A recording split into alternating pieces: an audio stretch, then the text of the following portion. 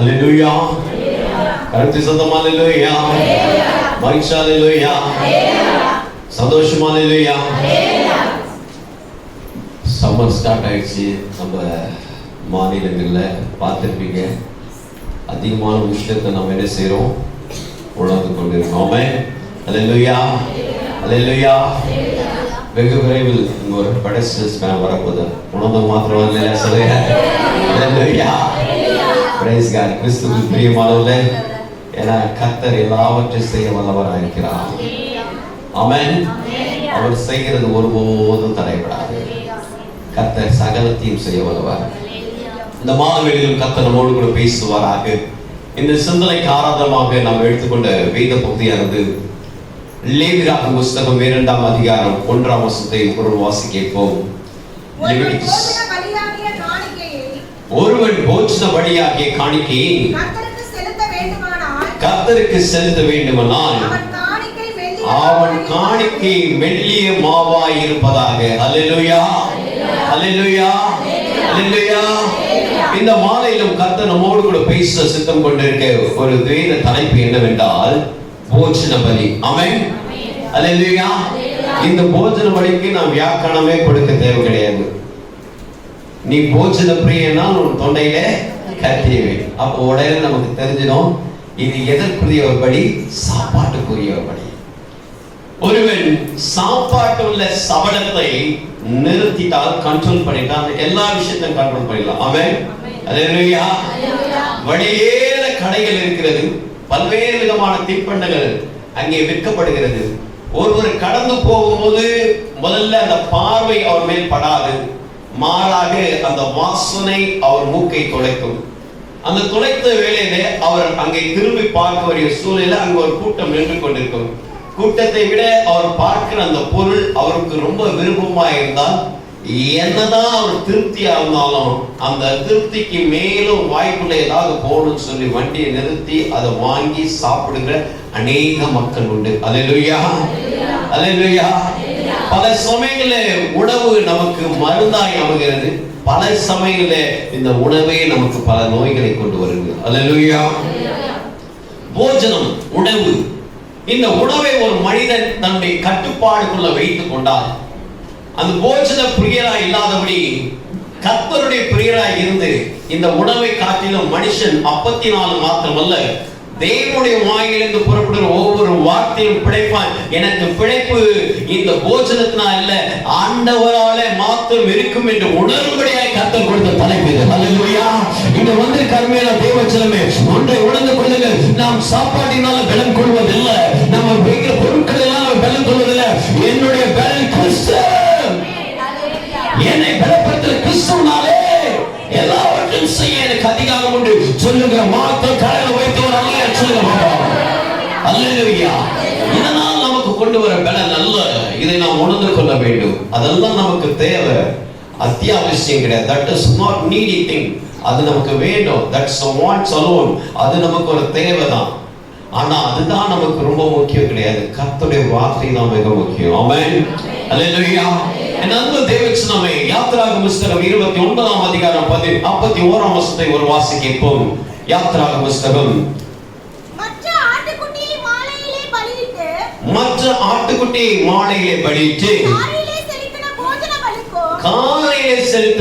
பலிக்கும். பொதுவாக இந்த போஜன பலி என்பது காலையிலே செய்யப்படுமா, செலுத்தப்பட வேண்டும். ஹல்லேலூயா.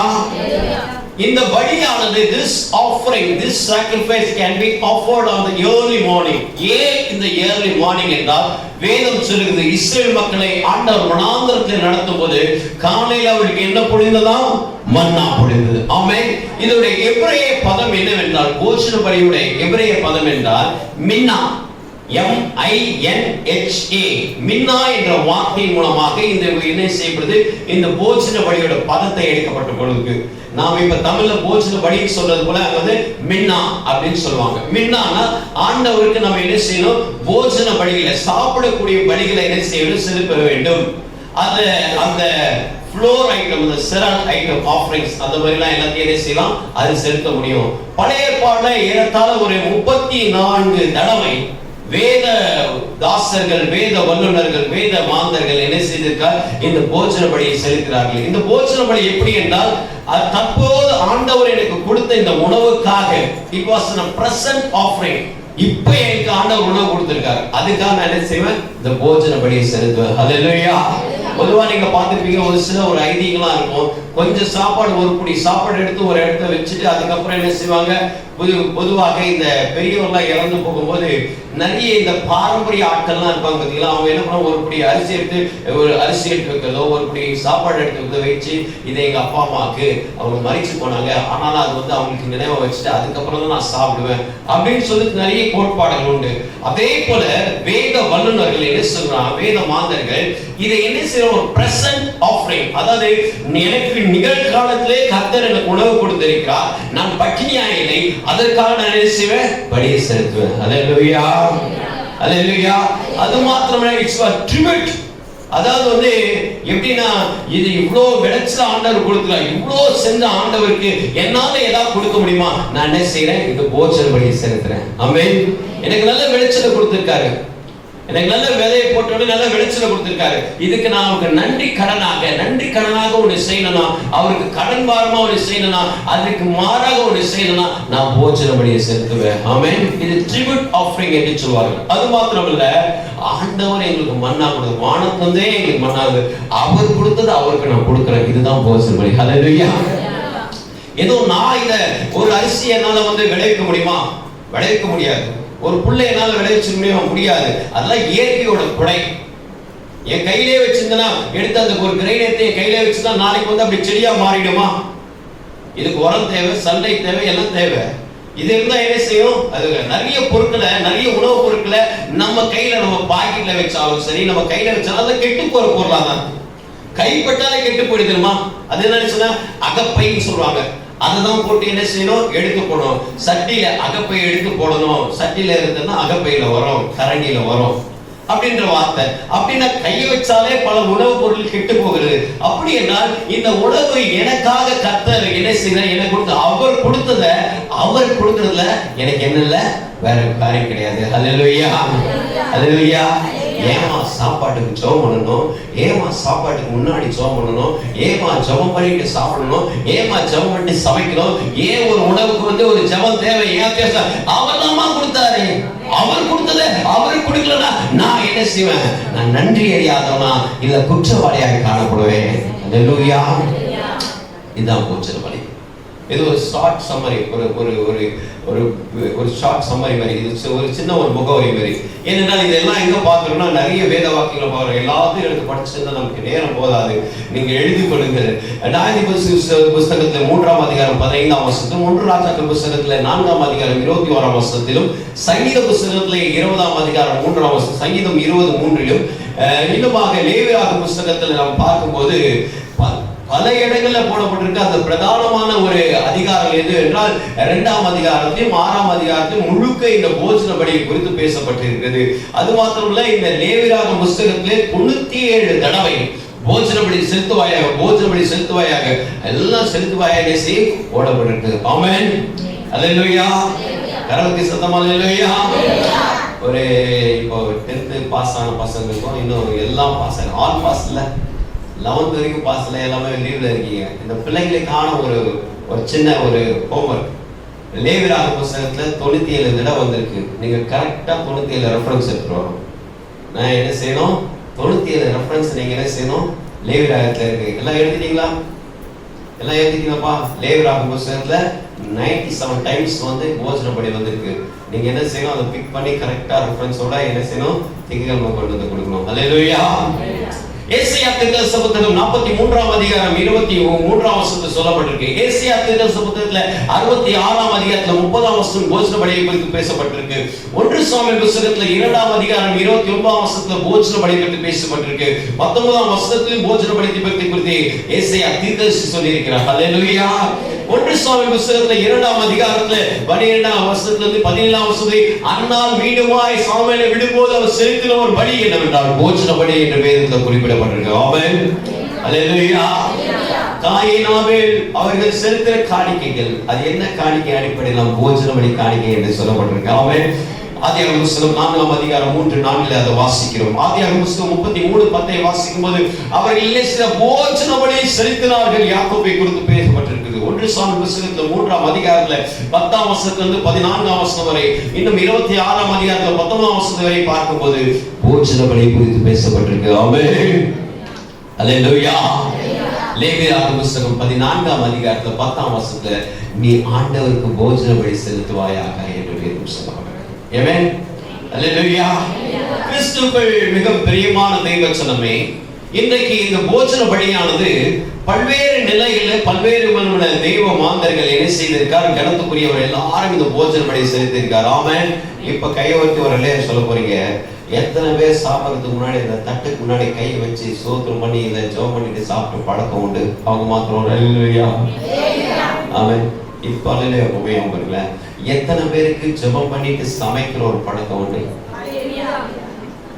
1 2 3 4 வேறொட்டேங்க இல்லாத. ஆமென், அல்லேலூயா. தூங்கி எழுந்து அவர் முன்னாடி அப்படியே வந்துட்டு குளிக்க முடியாதவங்க வந்துட்டு அப்படியே வந்து நம்ம கேஸை பார்த்து வைக்கிறோமா, பக்கத்துல இருக்கிறத பார்த்து வைக்கிறோமான்னு தெரியாம அப்படிப்பட்ட ஒரு சூழ்நிலை நம்ம சமைக்காதபடி ஒரு தெரிந்த புத்தி உள்ளவர்களாய். ஆமென், அல்லேலூயா. நம்ம என்ன செய்ய, தீயோடு விளையாடக்கூடாது. ஆமென், தீமையோடு விளையாடக்கூடாது, தீயோடு கூட விளையாடக்கூடாது. அதனால ரொம்ப கேர்ஃபுல்லா என்ன செய்ய, இந்த நாட்கள்ல உங்க சமையல் அறைக்கு போகும்போதெல்லாம் செபித்து நீங்கள் கடந்து செல்லுங்கள். அது ருசிகரமாக இருக்கும். ஆமென்.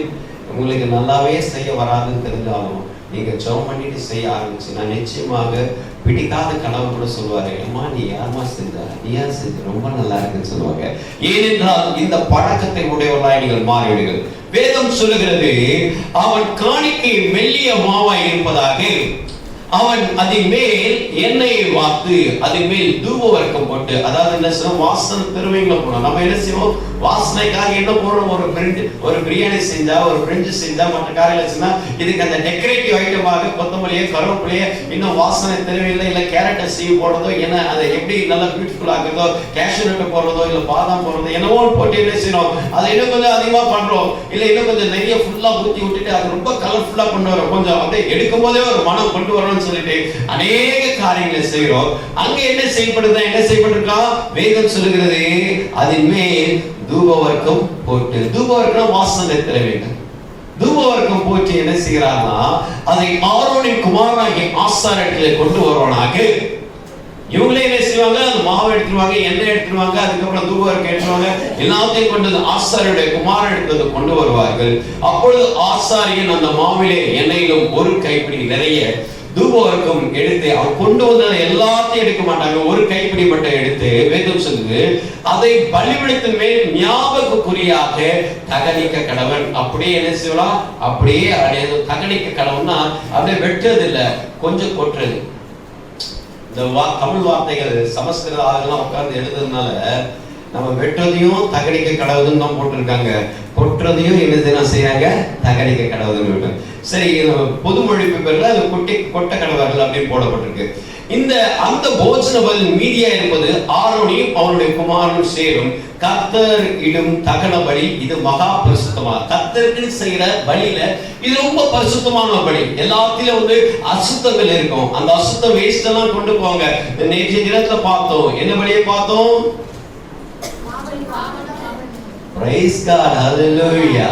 அந்த பாவ நிவாரண பலி, அந்த தோல் எடுத்துருவாங்க, அந்த குண்டிக்காய் எடுத்துருவாங்க, இந்த ஜவ்வு எடுத்துருவாங்க, எல்லாத்தையும் எடுத்து ஜவ்வு குண்டிக்காயெல்லாம் எரிய வச்சுட்டு பாக்கி இந்த தோல் எடுத்து, அந்த சாணி எடுத்து, அந்த காதல் இருக்க பாதம்லாம் எடுத்து அது தூரத்தை போயிட்டு அதையும் என்ன செய்வாங்க, எரிச்சிருவாங்க. ஏனென்றால் அந்த அசுத்தமா இருக்கு, சுத்தமா இருக்கு. ஒரு மிளகுக்குள்ள சுத்தமா இருக்கு, அசுத்தமா இருக்கு. ஆனால் இந்த போஜன பலியில எந்த விதமான அசுத்த காரியமே கிடையாது. ஆமென், அல்லேலூயா. அப்படி என்றால் இது மகா பரிசுத்தமானது என்று சொல்ல. நீங்க செய்யற ஜபத்திலே ரொம்ப பரிசுத்தமான ஜபம் எதுமாமா, நீ சாப்பாடு செய்யற ஜபம். நீ சாப்பாடு செய்ய, ஏன்னா சில சமயங்கள்ல நம்ம கொஞ்சம் கடினமா நீங்க ஜபம் பண்ணிட்டு சாப்பிடுங்க பிரதர். நம்ம சர்ச்சில் செய்யறதா இருந்தா கூட, நீங்களே செய்யறதா இருந்தாலும், நீயும் மனைவி செய்யறதா இருந்தாலும் பரவாயில்ல, சாப்பிட்டுட்டு நீங்க என்ன சாப்பிட்டு ஜபம் பண்ணாதீங்க, ஜபம் பண்ணிட்டு சாப்பிடுங்க, அது உங்களுக்கு ஆசீர்வாதம். இது பரிசுத்தமான பலி. இதுதான் பரிசுத்தமான பலி. இதுதான் வேதம் சொல்லுது. எல்லாத்தையும் அசுத்தம் இருக்குங்க. பட் நீங்க எதற்கு இந்த போஜன பலின்னு சொல்ல மாட்டீங்களா? அது பரிசுத்தமான ஜெபம் சொல்றாங்க. ஆமென். ஆமா, முன்னாடி சாப்பாடை வச்சு நம்மளோட திங்கிங் வேற மாதிரி இருக்குமா? எதுவுமே இருக்காது. அந்த ஒரு நிமிஷம் இல்ல ஒரு செகண்ட் அவ்வளவுதான். ஆண்டவரே இந்த ஆராதனை ஆசீர்வதி, அவ்வளவுதான். ரொம்ப நேரம் நம்ம 1 மணி நேரம் ஜெபம் பண்ண மாட்டோம். உங்க கான்ஷியஸ் ரொம்ப கேர்ஃபுல்லா இருக்கும். நீங்க சாப்பாட்டுக்கு தான் ஜெபம் பண்ணீங்கன்ற உணர்வு உங்களுக்குள்ள இருக்கும். உங்க முன்னாடி சாப்பாடு இருக்குன்னு தெரியும் போது இந்த சாப்பாடு நீங்க சாப்பிட போற உணர்ந்து இருக்கீங்க. இதற்காக நீங்க ஜெபிக்கீங்க பாத்தியா? அந்த வினாடி ஜெபம் அது ரொம்ப பரிசுத்தமானது. அது ரொம்ப ரொம்ப பரிசுத்தமானது. ரொம்ப பரிசுத்தமான ஒரு ஜெபம். அந்த ஜெபத்தை ஆண்டவர் சொன்ன இது ரொம்ப பரிசுத்தமான பலி என்று சொல்கிறார். ஹல்லேலூயா. இது ரொம்ப முக்கியத்துவம் கொடுக்கணுமா? சாப்பாட்டுக்கு ஜெபம் பண்றது முக்கியம். சாப்பாட்டுக்கு முக்கியத்துவம் இல்ல, சாப்பாட்டுக்கு ஜெபம் பண்றது ரொம்ப முக்கியம். ஆமென். ஹல்லேலூயா. அது ரொம்ப ரொம்ப முக்கியமான ஒரு காரியம். வேதம் சொல்லுது, நீ படைப்பது அடுப்பினால் பாகம் பண்ணப்பட்டு போஜன பலியானால் அது எண்ணெயினால் பிசைந்த மெல்லிய மாவினால் அதை புளிப்பில்லாத அதிரசங்களாவது எண்ணெயாய் பூசப்பட்ட புளிப்பில்லாத அடையாவது இருப்பதாக. அப்படியே நீ ரா மெட்டீரியலை கொண்டு வரலாம். நீ அப்படியே இண்டிஜர் மட்டும் கொண்டு வந்துடலாம். அப்படியே மாவு தனியா, எண்ணெய் தனியா, இல்ல மற்ற காரியங்கள் தனியா நீ தூபவர்க்கம் போட்டு அப்படியே கொண்டு வரலாம். இல்லை என்றால் நீங்க என்ன செய்யலாம்? அதை ஒரு செஞ்சு, அதாவது நீங்க செஞ்சே கொண்டு வரலாம். இப்படி அதரசமா செய்யலாம், அடையா செய்யலாம். செஞ்சு என்ன செய்யலாம்? இந்த மெல்லிய மாவுல அதரசம் செய்யறது, மெல்லிய மாவுல அடை செய்யறது. இதை செஞ்சிருந்தோம் அடுப்புனால சுட்டு பாகம் பண்ண மீண்டும் சுட்டு என்ன செய்ய சுட்டி எடுத்து நீங்க என்ன செய்யலாம்? கொடுக்கலாம். இதை என்ன சொல்ல, நீ படைத்த தட்டையாவது சட்டியில் என்ன செய்யும் பண்ணப்பட்ட போஜன பலியாவது அது எண்ணெயினால பிசைந்த புளிப்பில்லாத மெல்லிய மாவினால் செய்யப்பட்டு இருப்பதாக. எல்லா மாவிலும் ஊசி போன மாவு இல்ல, நல்ல ஃப்ரெஷ்ஷான ஒரு மாவு. அதை துண்டு துண்டாக பிட்டு அதன் மேல் எண்ணெய் வார்ப்பாக. அது ஒரு போஜன பலி. அடை எடுத்து பிட்டு பிட்டு பிட்டு வச்சு அது மேல எண்ணெயை ஊத்திட்டு அதுதான் என்னவா? போஜன பலி. ஆமென். அல்லேலூயா. எனக்கு சத்தம் அல்லேலூயா. அல்லேலூயா. சந்தோஷமா அல்லேலூயா. கிறிஸ்துவுக்குள் பிரியமானவர்களே, அது மாத்திரமல்ல, வேதம் சொல்லி படைப்பது பொரிக்கும் சட்டியிலே பாகம் பண்ணாது. பொரிக்கும் சட்டின்னா நமக்கு தெரியும், கடாயில போட்டு அது நல்லா வறுத்து எடுத்து போஜன பலியால் அது எண்ணெயினால பிசைந்த மெல்லிய மாவினால் செய்யப்படுவதாக. அல்லேலூயா. எல்லாவற்றிலும் இந்த மாவை குறித்து ரொம்ப ரொம்ப ரொம்ப ரொம்ப ரொம்ப அதிகமா பேசப்படுகிறது. ஆமென். அப்ப என்னால் இந்த நாட்களில் தேவைப்படுகிற 4 பொருளை குறித்து நம்ம பார்க்க போறோம். போஜன பலிக்கு பயன்படுகிற 4 பொருட்கள் நீங்க எல்லாம் பார்த்திருப்பீங்க. முதலாவது என்னவா? மெல்லிய மாவு. மெல்லிய மாவுனா நல்ல நைஸா இருக்கிற மாவு. அப்படியே கையில என்ன செய்யக்கூடாது, அப்படி எடுத்தா அப்படியே சிக்கியா ஒட்டக்கூடாது. அப்படி நைஸா என்ன செய்யணும்? பவுடர் மட்டும் தான் இருக்கும், கீழே எல்லாமே கொட்டிடணும். அப்ப இந்த மெல்லிய மாவு என்ன செய்யணும்? ஆண்டவருக்கு கொண்டு வரப்படும் வேதம் சொல்லுது. ஆரம்பத்தை தான் போட்டிருக்கு. யாரோட வாசிங்கள் லேவியராகம புத்தகம் 2ஆம் அதிகாரம் 1ஆம் வசனத்தை மீண்டும் வாசிங்க. அவன் காணிக்கை எப்படி இருக்கணுமா? மெல்லிய மாவா இருக்க வேண்டும். ஆமென். அல்லேலூயா. இன்னொரு வாசிங்க, ஆதியாகம புத்தகம் 18ஆம் அதிகாரம் 6ஆம் வசனத்தை வாசிக்க. இப்போ ஆதியாகமம் வாசிங்கமா. அப்பொழுது ஆபிரகாம் தீவிரமாய் கூடாரத்தில் சாரளத்திற்கு போய் சீக்கிரமாய் 3 படி மெல்லிய மாவை எடுத்து என்ன செய்வான்? அப்பம் சுடுவாயாக. வேதம் சொல்கிறது அந்த 3 புருஷர்கள் வரும்போது முன்பாக படைத்த ஒரு போஜனம் என்ன பண்ணா? ஒரு அப்பத்தை உண்டாக்கினார்கள். அப்படி என்றால் போஜனத்துக்கு முதலாவது தேவைப்படுகிறது என்ன? மாவு. அல்லேலூயா. மெல்லிய மாவு, நைஸ் மாவு. கரெக்ட் மாவு, மெல்லிய மாவு. என்ன மாவு? மெல்லிய மாவு. நல்லா நைஸா ஆச்சு. நம்ம அரவை அந்த மில்லுக்கு போறோம். அரவை மில்லுக்கு போயிட்டு நம்ம அந்த அரவை மில்லுக்காரன் ஒண்ணும் இல்லம்மா, அரைக்கிற மில்லு, அதான் அரவை மில்லு. சரிங்களா? அந்த மிஷினுக்கு போறீங்களா? அந்த மிஷின் சில சமயத்துல ரொம்ப நம்ம தமிழ்ல போயிட்டாலும் அவங்க புரிய மாட்டேங்குது. வயசானவங்களும் புரியாதுன்னு சொல்லிட்டாலும் நமக்கு என்ன செய்யணும்? கொஞ்சம் அந்தந்த அங்கே தொட வேண்டியதா இருக்கு. அந்த இடத்துல போயிட்டு நம்ம என்ன சொல்லுவோம்? நல்லா நைஸா அரைச்சிடுவோம்ப்பா. எப்படி சொல்றோம்? நைஸா அரைச்சிடுவோம். நைஸா, ரொம்ப திக்கா இருக்கு, நல்லா நைஸா இருக்கு. அப்புறம் நம்ம பார்க்குற இந்த மாவை பார்த்தோம், ஆனா இது நைஸா இல்லை. நம்ம மறுபடியும் ஒரு வாட்டி என்ன செய்ய நீங்க போட்டோமா, மறுபடியும் போட்டு நம்ம இது பண்ண வச்சுக்கோ, மாவோட அளவு கம்மியாயிடும். அளவு கம்மியானாலும் பரவாயில்ல, எங்களுக்கு குவான்டிட்டியோட குவாலிட்டி தான் ரொம்ப முக்கியம், நீங்க அரைச்சு கொடுங்கன்னு சொல்லிட்டு சண்டை போட்டு அரைச்சு எடுத்துட்டு வருவோம்ல. அல்லேலூயா. அது மூலமா செய்யப்பட்ட அச்சு முறுக்கா இருக்கட்டும், அது மூலமா செய்யப்பட்ட முறுக்கா இருக்கட்டும், இதெல்லாம் நம்ம என்ன செய்வோம், ரொம்ப விசேஷமாய் பண்டிகை நாட்கள் நம்ம செய்து சாப்பிடுறது உண்டு. அந்த காலெல்லாம் கடந்து போய் எங்கெங்க கடை வருதோ அந்த கடைகளை இப்போ கவர் பேக்கா வாங்கிட்டு அதை பேக் பண்ணி என்ன செய்யறோம், வீடுகளை வச்சிடும். ஆமென். கேட்டா நம்ம பிள்ளைங்க சாப்பிடுறது இல்லை, வேஸ்டா தான் போகுது, வேஸ்டா தான் போகுது. ஆமென். நீங்க டேஸ்டா செஞ்சா ஏமா வேஸ்டா போகுது. அல்லேலூயா. அப்படி என்றால் இன்னைக்கு கர்த்தர் வைப்பாங்க மெல்லிய மாவு. இந்த மாவானது வேதம் சொல்லி யாத்ராகம புத்தகத்திலே 13ஆம் அதிகாரம் 7ஆம் வசனத்திலும், யாத்ராகம புத்தகம் 23ஆம் அதிகாரம் 18ஆம் வசனத்திலும், லேவியராகம புத்தகத்திலே 2ஆம் அதிகாரம் 11ஆம் வசனத்திலும், லேவியராகம புத்தகம் 6ஆம் அதிகாரம் 17ஆம் வசனத்திலும் போடப்பட்டிருக்கு. இந்த மெல்லிய மாவானது ஆண்டவருக்கு போஜன பலியாய் செலுத்த வேண்டும். ஆமென். அல்லேலூயா. இதுல ஒரு குவாலிஃபிகேஷன் என்னன்னா, இந்த மாவு எப்படி இருக்கணுமா, புளிப்பில்லாம இருக்கணும். ஆமென். புளிப்பில்லாதமா, புளிச்ச மாவு ஆண்டவருக்கு எடுத்து வந்து கொடுக்கூடாது. புளிச்ச மாவு என்ன செய்வாரு, ஆண்டவருக்கு எடுத்து கொடுவாரு. நல்லா கவனிச்சுங்க, புளிச்ச மாவு ஒன்னத்துக்கும் பிரோஜனம் கிடையாது. ஆமென். மாவு புளிக்குது, எனக்கு வேண்டாம், அந்த தோசை சரியா வரல, இந்த மாவு விட்டு புதுசா ஏதாவது மாவு தான் என்ன செய்யுங்க, செஞ்சுடுங்க அப்படின்னு சொல்றோம்ல. சில பேரோட கை பட்டா உடனே புளிச்சுக்கணும்.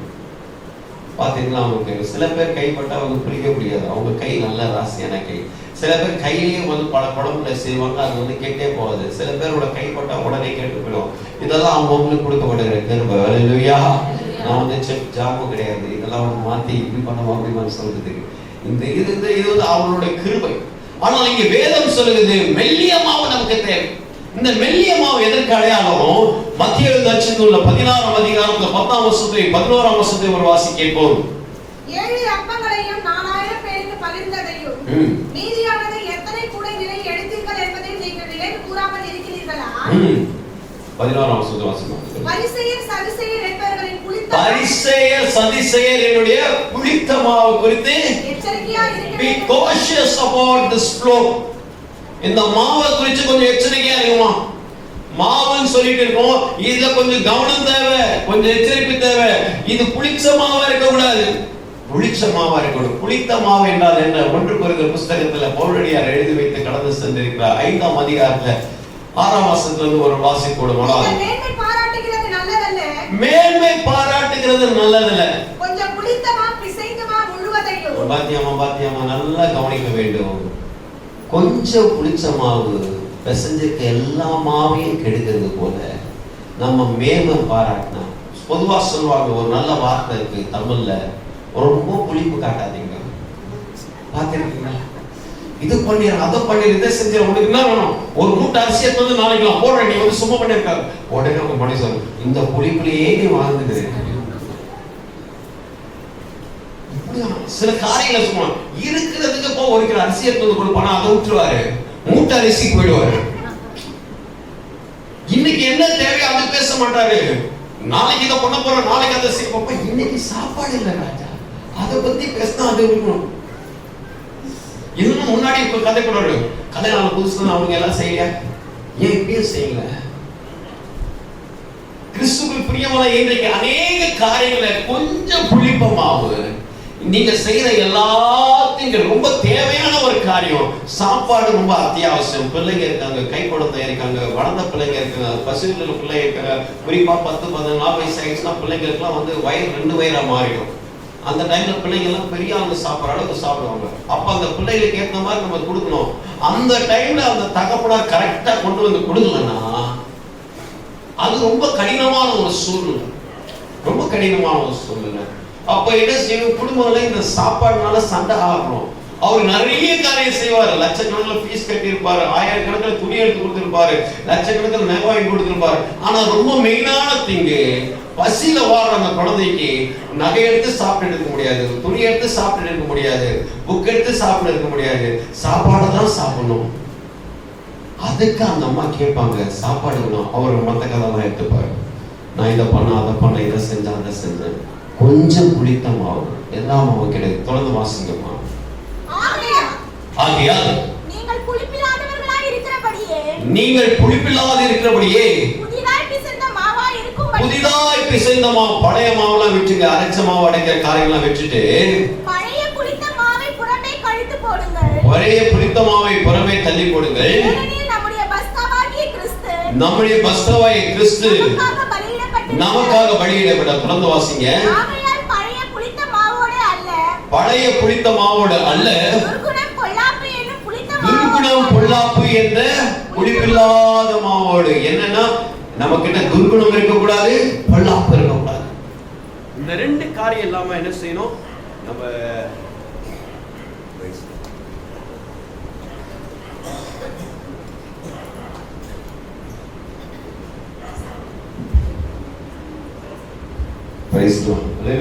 துர்குணம் பொல்லாப்பு என்ற காரியங்கள் அல்ல, மாறாக என்ன செய்யணுமா? புளிப்பில்லாத மாவுடையவர்களாய் காணப்பட வேண்டும். ஆமென். இதுதான் ஆண்டவர் நம்முடைய வாழ்க்கையில எதிர்பார்த்து கொண்டு இருக்கிறார். கிறிஸ்துவுக்குள் மிகவும் பிரியமான தெய்வச்சனமே, வேதம் சொல்லுகிறது இந்த மாவு எதற்கு அடையாளம்? புளிப்பில்லாததுக்கான அடையாளம். அல்லேலூயா. என்கிட்ட பொல்லாப்பு இல்ல, என்கிட்ட துர்குணம் இல்ல, ஆண்டவருக்கு நான் பலி செலுத்த வரேன், அதுதான் போச்சன பலி. ஆமென். அல்லேலூயா. யாரும் சாப்பாட்டுல விஷம் கொடுத்து நம்மள சாப்பிடுன்னு சொல்ல மாட்டாங்க. நாமளும் விஷம் இருக்கிற சாப்பாடு போய் சாப்பிட போறது இல்ல. நம்ம எல்லாம் இந்தியாவில பிறந்திருக்கோம். இந்தியர்கள் யாரும் என்ன மீனை தவிர வேற எதுவும் அந்த கடல் வாழ்கிற மற்ற இந்த ஸ்பீஷிஸ் ரொம்ப நண்டு யாரா இதை தவிர வேற எதுவும் சாப்பிட மாட்டாங்க. நம்ம சைனால இல்லை. நமக்கு முன்னாடி ஒரு நல்ல சார பாம்பை எடுத்து ஃப்ரை பண்ணி பக்காவா ரெடி பண்ணி நம்ம கிட்ட முன்னாடி வச்சா எவ்வளவுதான் நம்ம பசியா இருந்தாலும் எடுத்து நம்ம சாப்பிடுவோமா? சாப்பிட மாட்டோம். அந்த பொல்லாப்பு மீனை கேட்டால் பாம்பை கொடுப்பார்கள் வேணும் சொல்லுகிறது அல்லவா? மீன் ஆர்டர் பண்ணிட்ட உடனே பாம்பு நமக்கு முன்னாடி இருந்தா உடனே அந்த பசிக்கு சாப்பிட மாட்டோம். அந்த பொல்லாப்பு நம்ம கண்ணுல தெரியுது, அதை சாப்பிடக்கூடாதுன்ற உணர்வு இருக்கு. அதே வண்ணமாக இந்த போஜன பலியானது பொல்லாப்போடு அல்ல, துர்குணத்தோடு அல்ல. யாருக்காவது நம்ம அந்த போஜனம் கொடுக்கும்போது அவங்க நல்லாவே சாப்பிடணும், உப்பு எடுத்து அதிகமா போட்டுட்டு சாப்பிடுங்கய்யான்னு கொடுப்போமா? கொடுக்க மாட்டோம்ல. எவ்வளவு நல்லா செய்ய முடியுமோ அவ்வளவுதான் நம்ம செய்ய முடியும். இதுதான் நம்மளுடைய எண்ணமா இருக்கும். கிறிஸ்துவுக்குள் பிரியமான இதுதான் ஆண்டவர் எதிர்பார்க்கிறார். இந்த மாவு புளிப்பில்லாம இருக்கணும். ஆமென். எந்த பொல்லாப்ப இருக்கிற துர்குணம் இருக்கக்கூடாது. அதுதான் போஜன பலி. ஆண்டவருக்கு நீ பலி செலுத்தும் போது அதுல ஒரு பொல்லாப்பும் இருக்கக்கூடாது. அதுதான் ஆண்டவர் நமக்கு எதிர்பார்க்கிற ஒரு காரியம். அது மாத்திரம் உள்ள வேதம் சொல்லுகிறது. இரண்டாவதாக போஜன பலியில செலுத்தக்கூடிய இரண்டாவது பலி என்னவென்றால், வாசிக்கின்றோம் லேவியராக புத்தகத்துல 2ஆம் அதிகாரத்துல 7ஆம் வசனத்தை வாசிக்கும் போது ஒரு 1 at a time வாசிங்கமா. நீ படைப்பது பொரிக்கும் சட்டியில் பாகம் பண்ணப்பட்ட போஜன பலியானால் அது எண்ணெயிலே பிசைந்த மெல்லிய மாவு, அது எண்ணெயிலே பிசைந்த என்ன செய்யணும்? மெல்லிய மாவா இருக்க வேண்டும். பாருங்க, அந்த பொரிக்கிற சட்டியில சாதாரணமா நீ வச்சிட முடியாது. என்ன செய்யணுமா? அது எண்ணெய் ஊற்ற வேண்டும். எண்ணெயில பிசைஞ்சிருக்கணும். ரெண்டு பக்கத்துலயும் இருக்கணும். ஒண்ணு எண்ணெயில என்ன செய்யணும்? மாவுலயே எண்ணெய் இருக்கணும், சட்டிலையும் என்ன செய்யணும்? எண்ணெய் இருக்கணும். பாத்துருக்கீங்களா? எண்ணெய் இருக்கா? இந்த எண்ணெய் என்ன செய்யணும்? பொதுவா இந்த மாவு பாத்தீங்கன்னா இவ்வளவு மாவா இருக்கா, அங்கங்க இதை விட்டும் போது நல்லா பறக்குது, இப்படி பறந்துட்டே இருக்கு. எல்லாத்தையும் எடுத்து நம்ம வைக்கும் போது என்ன செய்யணும்? ஏன்னா டிஸ்டர்ப் ஆகி பைபிள்ல பற்ற போதோன்ற ஒரு எச்சரிக்கை இருந்துட்டே இருக்கு. இப்படி பறக்கும் போது எங்க பறந்துட்டே இருக்கு. ஆனா இந்த எண்ணெய் எடுத்து இந்த மாவை போட்டு நல்லா பிசைஞ்சோம்னா நல்லா திக்காயிடும், ஒரு பால் மேல ஆயிடும். அதுக்கப்புறம் அந்த பாலை போட்டா பால் பறக்காது. பார்த்துருக்கீங்களாமா? சப்பாத்தி செஞ்சிருக்க அருமையான மக்கள். அது என்ன செய்யணும்? பிசைஞ்ச மாவு அப்படியே நல்லா திக்கா இருக்கும், ஒரு கோந்து மாதிரி இருக்கும், ஒரு கம்மு மாதிரி இருக்கும். இந்த மாவுல என்ன செய்வாங்க? கொஞ்சம் கொஞ்சமா அதை ரவுண்டா பண்ணி அதை உருட்டி இந்த எண்ணெயில போடும்போது என்ன செய்யும்? அப்படியே வளவளப்பா இருக்குது, ஒரு மாதிரி அன்பிளெக்சிபிளா இருக்குது, பிளெக்சிபிளா இருக்குது, அப்படி இப்படி போயிட்டு வர்றது, ஒரு காத்துல நாளில் ஆடுற மாதிரி இருக்குது. இதை என்ன செய்யும்? அந்த எண்ணெயில போடும்போது பொரிக்கிற சட்டியில போடும்போது என்ன ஆகுது? நல்லா பொரிச்சு என்ன செய்யுது?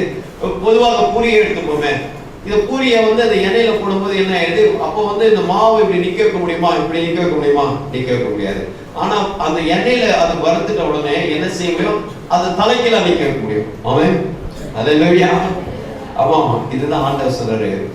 வேதம் சொல்லுது. 1 பேதுரு புத்தகத்துல 1ஆம் அதிகாரத்துல 7ஆம் வசனத்தை வாசிக்கும் போது 1 பேதுரு 1 Peter chapter 1 verse 7 அழிந்து போகிற பெண் அக்கினியாலே சோதிக்கப்படுவது போல அதை பார்க்கிறோம் அதிக விலையேற எப்பேற்பட்டதா இருக்கிற உங்கள் விசுவாசம் என்ன செய்யணுமா?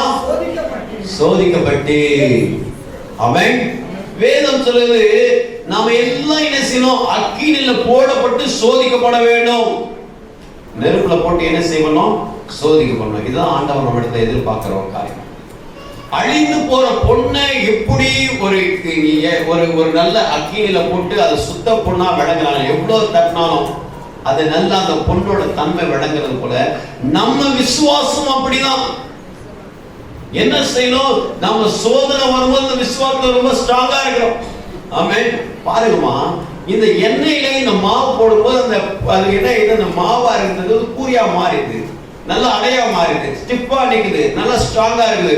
நீங்க சோதனை வர வரதான் நீங்க விசுவாசத்துல பலமாறீங்க. ஆமென்.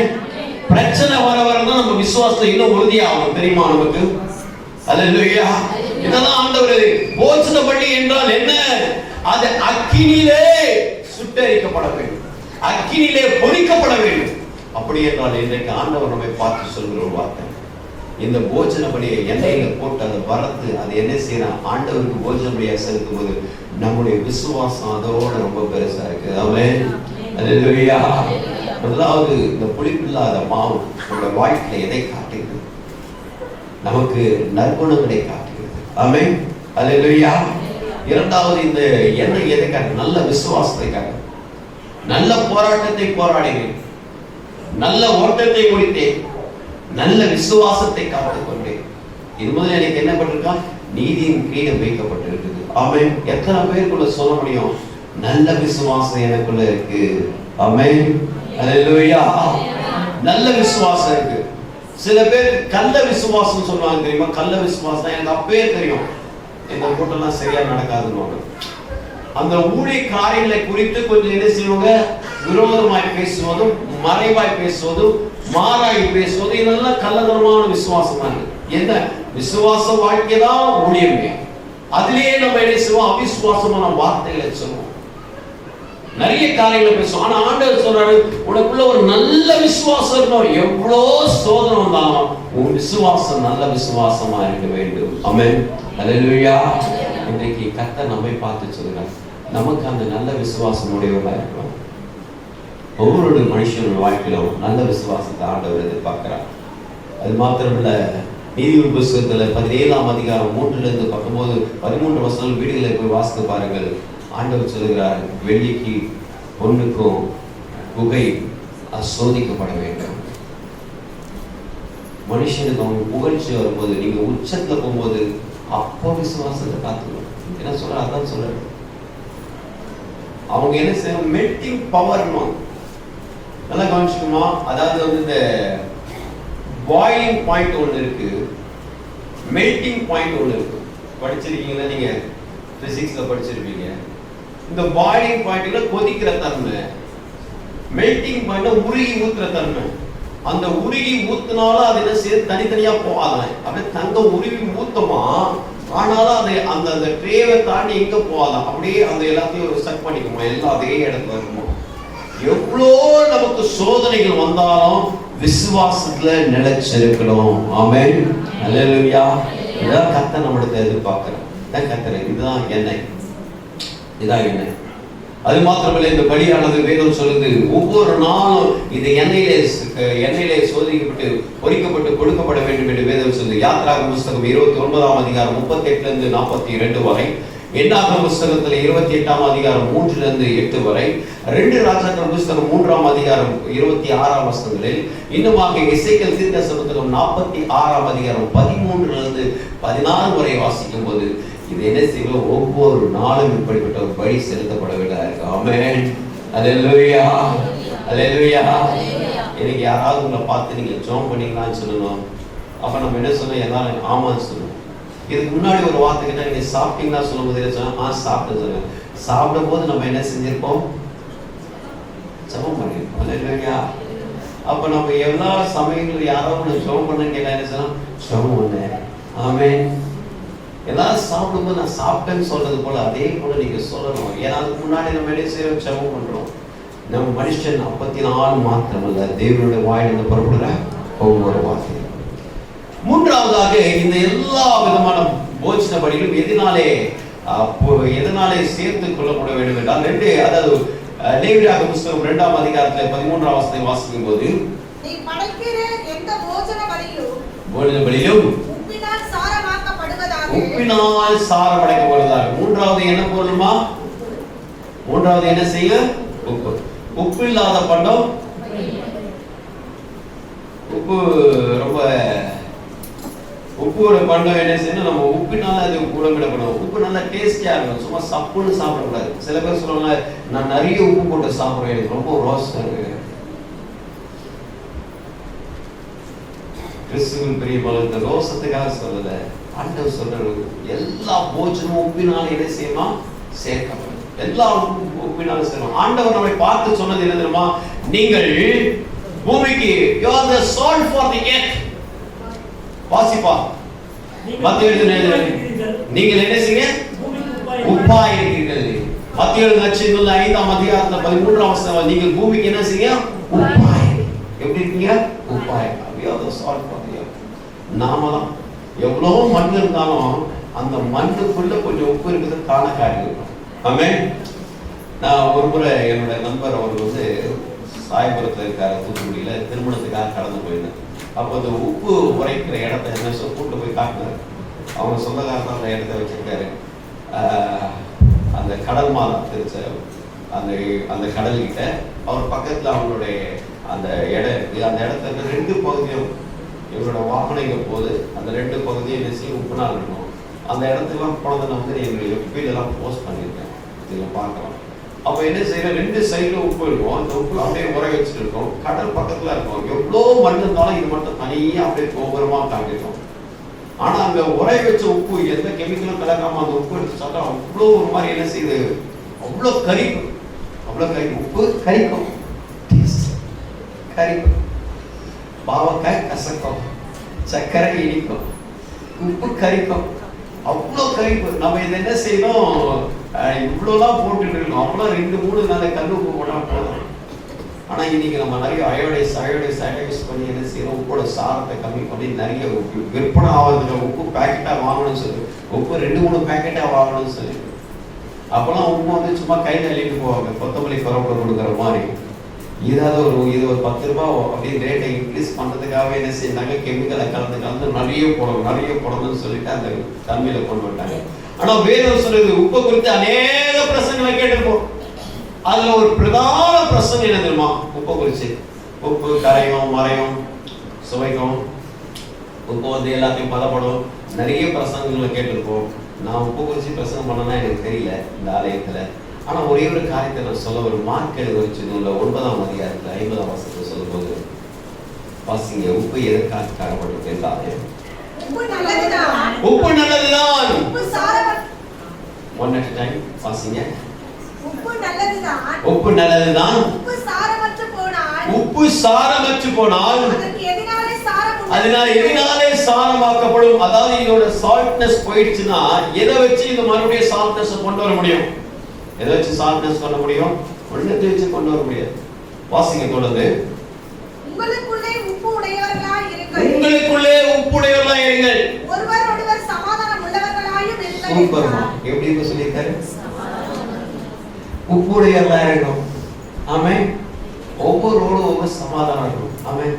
கிறிஸ்துவுக்குள் பிரியமானவர்களே, நம்ம கிட்ட ஒருத்தவங்க சமாதானம் சொன்னா மறந்துடுமா? நீங்க என்ன தெரியுமா சொல்லணும்? சமாதானம் சொல்லணும். நீங்க உப்பா இருக்கணும், தப்பா இருக்கக்கூடாது. ஆண்டவர் சொல்ற ஒவ்வொரு பொருளும் எப்படி சமாதானத்துக்கு காரணமா உப்பு. உப்பினமா ஃபார் பீஸ். இது என்ன கலர்? ஒயிட். இந்த ஒயிட்டா இருக்க கலர் சமாதானத்துக்கு காரியம். சமாதானம் யாவரோடு கூடுமானோட யாவரோடு கூட என்ன செய்யணும்? சமாதானம். இந்த சமாதானம் கெட்டு போச்சுன்னா யாரை வச்சு நாங்க சமாதானம் பண்ணணும்? சமாதானம் உள்ளுக்குள்ள இருக்குமா? அந்த உள்ளுக்குள்ள இருக்க சமாதானம் நம்ம கெட்டு போயிடுச்சுன்னா, உங்க உள்ளுக்குள்ள சமாதானம் இல்லைன்னு எப்படி நம்ம தெரிய முடியாதுல்ல? நீங்க சாதாரணமா பேசுற மாதிரி தான் இருக்கும். கிறிஸ்துவுக்குள் பிரியமானது உப்பு சமாதானத்துக்குரியவர், நல்ல சமாதானம் உடையவர். அல்லேலூயா. கிறிஸ்து நல்ல ஒரு சமாதானத்துக்குரிய காரணம். அதுதான் ஆண்டவர் எதிர்பார்க்கிறார். இது நமக்கு ஒரு நற்காரியங்களை கொடுப்பது மாத்திரமல்ல, நல்ல விசுவாசத்தை கொண்டு வரும், நல்ல சமாதானத்தை யாரோடு கூட சமாதானம். நம்ம பூமிக்கு உப்பா இருக்கிற நான் எல்லாரோட சமாதானம் இருக்கணும்னு அர்த்தம். கல்லுல போட்டாலும் அந்த உப்பு அங்க இருக்கும், மண்ணுல போட்டாலும் அந்த உப்பு அங்கேயே இருக்கும். நான் மண்ணோட கொட்ட மாட்டேன், உப்பு இருக்காது. சில உப்புல கல்லும் இருக்கும், சில உப்புல மண்ணும் இருக்கும். குழம்புல போட்டாலும் நான் உப்பு அங்க இருக்கும், காஞ்சிரும். உப்புல இருக்கு. தண்ணியில போட்டாலும் உப்பு அங்க இருக்கும். எதுல போட்டாலும், பிரியாணியில போட்டாலும் உப்பு இருக்கும். அதுக்கு சாதாரணமா நீங்க சேமியா தான் செஞ்சா அதுலயும் உப்பு இருக்கும். எல்லாரும் ஐயோ எனக்கு நான் காஸ்ட்லியான டிஷ்ல தான் இருப்பேன், நான் இந்த மாதிரி சாதாரணதான் இருக்க மாட்டேன். எதுல உப்பு போட்டாலும் அது என்ன செய்யும், தன்னோட கூட என்ன செய்ய நினைச்சுக்குமா. அதுதான் அல்லேலூயா. நமக்குன்னு பிடிச்ச 2 பேர், நமக்குன்னு பிடிச்ச 4 பேர். அந்த 4 பேர் விட்டு நம்ம பவுண்டரி வெளியே வராது. அவங்க அப்படியே கோடி தனக்கு சட்டைகளை காக்கிறது போல அப்படியே அந்த போத கொலை சொல்ல பார்த்தீங்கன்னா அப்படியே போகும், அப்படியே வரும், அப்படியே போகும், அப்படியே வரும்.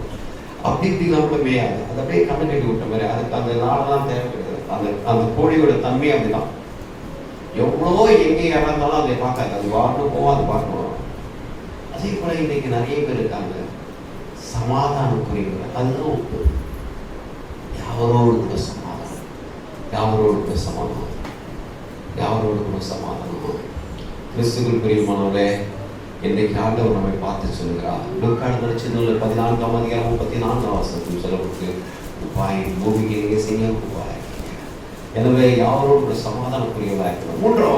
4வது கடைசியமாக என்ன செய்யப்பட்டிருக்குன்னா, வாசிங்க 2 லேவியராகமம் புத்தகம் 2ஆம் அதிகாரத்துல 14ஆம் வசனம் 15ஆம் வசனம் வாசிப்போம். முதல் பலன்களை போஜன பலியாக நீ கர்த்தருக்கு செலுத்த வந்தால் இறந்த பச்சையான கதிர்களை நெருப்பிலே வாட்டி உதிர்த்து. இங்க பாருங்க என்ன செய்யணுமா, கதிர்களை என்ன செய்யணுமா நெருப்புல வாட்டி உதிர்த்து. நான் அந்த கிரைன்ஸ் கேட்டோம். அந்த கிரைன்ஸ் நமக்கு அந்த நெல்லு கிடைக்கல. இந்த நெல்லு அறுவடை எல்லாம் பார்த்துருக்கீங்களாமா? சில நெல்லுலாம் ரொம்ப பச்சையாவே இருக்கு. அப்படியே இந்த இந்த இந்த வீட்டிஷ் கலர்லாம் வராது. பொதுவாக இந்த பெண் பார்க்கிறவங்க எல்லாம் என்ன பண்ணுவாங்க, இப்போ ஒரு கலர் எழுதுறாங்க. இந்த காம்ப்ளெக்ஸ் கலர் பத்தி ஒன்று ஒயிட்டிஷ், இன்னொன்று டார்க், இன்னொன்று நடுவில் இருக்கிறது வீட்டிஷ். அதான் புது நிறமா இருப்பாங்க. மாநிறமா இருக்கிறதெல்லாம் வீட்டிஷ். அப்போ என்ன செய்யறாங்க, இந்த நகை வாங்குறதுக்குள்ள கோதுமை பேட்டர்ன் வாங்க பார்த்துருக்கீங்களா? செயின் கோதுமை பேட்டர்ல இருக்கணும். இது இந்த கிரைன்ஸ் நல்லா பார்த்துங்க. இந்த கிரைன்ஸ் என்னன்னா, இது என்ன செய்வாங்க, கொஞ்சம் என்ன செய்வாங்க, இந்த நெருப்பினாலே வாட்டி எடுத்துட்டு வருவாங்க. நமக்கு 2 அரிசி இருக்குமா. ஒரு அரிசி பேர் என்னதுமா பச்சை அரிசி, இன்னொன்று அரிசி பேர் முழுங்க அரிசி. ஒன்று ரா ரைஸ், இன்னொன்று பாயில்டு ரைஸ். ரா ரைஸ் அப்படியே கட் பண்ணி அப்படியே எடுத்து கொடுக்கறது. இன்னொன்று அதை புழுங்க வைப்பாங்க. அது என்ன செய்வோம், பாயில் பண்ணுவாங்க. பாயில் பண்ணி அதுக்கப்புறம் பதம் பண்ணி என்ன செய்வாங்க, அது கொடுப்பாங்க. நமக்கு இன்னைக்கு நிறைய பேருக்கு பிரியாணி சாப்பிட்டா பிரச்சனை. ஏன்னா அது எல்லாமே ரா ரைஸ், பாஸ்மதி எல்லாமே ரா ரைஸ். நீங்க அதிகமா பிரியாணி சாப்பிட்டீங்கன்னா உங்க வயிற்றுல ஏதாவது பிரச்சனை வரும்னு சொல்றது கன்ஃபார்மா வரும். ஏன்னா அது ஒன்றும் அப்படியே எடுத்து கொடுக்குறாங்க. பச்சை அரிசியில் வருதா long grains, long grains, long grains பார்த்தீங்களா, நீளமா நீளமாவா நீளமா, அதெல்லாம் பச்சை அரிசிமா. நீ வீட்டு சாப்பாடுலேயே போட்டு பிரியாணி செஞ்சு கொடுக்க பிள்ளைங்க நல்லா இருக்கும். அவனுக்கு நான் இதில் பார்த்து அதில் பார்த்து பாஸ்மதி செஞ்சு கொடுக்கணும்னு சொல்லி கொடுத்து நம்ம என்ன செய்யக்கூடாது, பிள்ளை வயதில் இன்னும் இப்பவே சின்ன வயசுலேயே கெடுத்துறாதீங்க. என்னைக்கா அக்கேஷனில் ஒரு மாதிரி செய்யலாம். அதே என்ன செய்யுங்க, பிரியாணி செய்யறோம். எப்போ போனாலும் ஒரு வீட்டில் பிரியாணிமா, ஐயா இங்க ஒரு பிரியாணி கொடுத்தாங்க, ஐயா பிரியாணி என்னமோ உங்க வீட்டுக்கு போன பிரியாணி வந்தது. எப்போ போலாம் பசங்க விரும்பி கேட்கணும். நேற்று யாரும் கொடுத்தாங்க, இன்னைக்கு பசங்க கேட்டாலும் மறுபடியும் பிரியாணி பிரியாணி பிரியாணி பிரியாணி. அது ரொம்ப ஈஸியா இருக்கு, உடனே டக்குன்னு கலக்கி விட்டுலாம், எல்லாம் கலக்குங்க. ஆனா ஒரு காரியம், இந்த வீட்டானது என்ன செய்யுமா, அக்கினியில பதப்படுத்து அதுக்கப்புறம் என்ன செய்யுமா கொண்டு வரப்படும். இந்த இந்த கிரைன்ஸ் என்ன செய்யறாங்கன்னா, இதை எல்லா கிரைன்ஸும் எடுத்துட்டு வரக்கூடாது. ஆண்டவர் என்ன சொல்லணும், வேதத்தை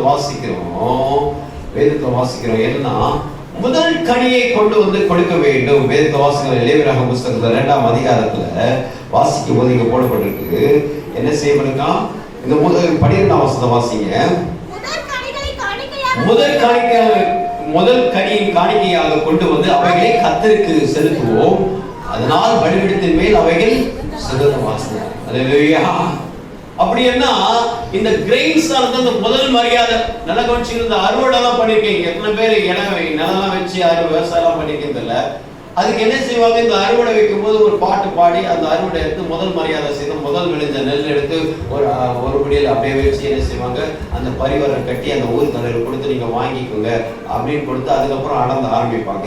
அதை எடுத்துட்டு போயிட்டு அந்த இது அடிக்கிறதும் சரி, போர் அடிக்கிறதும் சரி, அது சரி கலைஞர்களை கொண்டு போய் சேர்க்கறதும் சரி. அதுக்கப்புறமா அதை வச்சு ஆரம்ப நாட்கள்ல ஒரு பெரிய சட்டி வச்சு அப்படியே எங்க பாட்டிக்கெல்லாம் அப்படியே வெந்துட்டே ஒரு மாதிரி ஸ்மெல் வரும். அந்த நெல் இது பண்றது ஒரு மாதிரி ஸ்மெல் வரும், பார்த்துருப்பீங்க. இப்போ கூட சில இடங்கள்லாம் நீங்க கடந்து போகும்போது புதுமொழி தான் இந்த பார்லி சில ஃபேக்டரிஸ்லாம் இருக்கு, சில லிக்விட் ஐட்டம் தயாரிக்கிற ஆட்கள்லாம் இருக்கும், அது ஒரு மாதிரி ஸ்மெல் வரும். அதே போல ஸ்மெல் தான் அங்கே அந்த அந்த புழுங்கல் அரிசின்னு சொல்லுவாங்க, பார்த்தீங்கன்னா பாயில் ரைஸ் ஒரு ஸ்மெல் வரும். அந்த அதுக்கப்புறம் என்ன சொன்னால் அந்த மில்லில் எடுத்து போயிட்டு அதை என்ன செய்வாங்க, அதை பாலிஷ் பண்ணிட்டு வருவாங்க. ஐயா அது 40 அப்படின்னு சொன்னாங்க. ஐயா அப்போ தான் 5 மாசத்துல விளையிறது, 3 மாசத்துல விளையிறது. இன்னும் சொல்றாங்க பழைய அரிசின்னு சொல்றாங்க பார்த்தீங்கன்னா. இப்போ இதான் அதெல்லாம் வந்து ரொம்ப விளைச்சல் ரொம்ப நாள் கழிச்சு விளையிறது, ரொம்ப நாள் அந்த நெல்லாவே இருந்து அதுக்கப்புறமா அரிசியா மாறுது. இப்ப நமக்கு வரதெல்லாம் வந்து ரொம்ப சீக்கிரம், மேக்சிமம் இப்பெல்லாம் வந்து 2 மாசம் இல்லை 1.5 மாசம் அதோடு முடிஞ்சது கணக்கு, அவ்வளவுதான். இதுதான் நம்ம என்ன செய்யணும், சாப்பிட்டு கொண்டிருக்கோம். ஆனா இங்க சொன்ன முதல் நெல் எடுத்து போயிட்டு என்ன செய்யணுமா, முதல் கனி எடுத்து போயிட்டு கர்த்தருக்கு கொடுக்க வேண்டும். ஆமென். வேதம் சொல்லு கிறிஸ்துவுக்குள் பிரியமானவர்களே, முதல் எல்லாமே கர்த்தருக்குரியது. ஆமென். முதன்மைக்கு எல்லாமே முதலாவது தேவனுடைய ராஜ்யத்தில் மத்திய எழுதிருச்சு. இதுல 6ஆம் அதிகாரம் 33ஆம் வசனத்தை வாசிக்கும் போது படப்படமா தெரியும் நமக்கு, இவையெல்லாம் உங்களுக்கு கூட கொடுக்கப்படும். அதான் நான் முதன்மை ஆண்டவருக்கு கொடுக்கிறோம். கடைசியா ஒன்று சொல்லி நான் முடிக்க வருகிறேன். இந்த போஜன படியில என்னென்ன பொருள்மா செலுத்தணும், மெல்லியமா, அப்புறம் எண்ணெய், அப்புறம் உப்பு,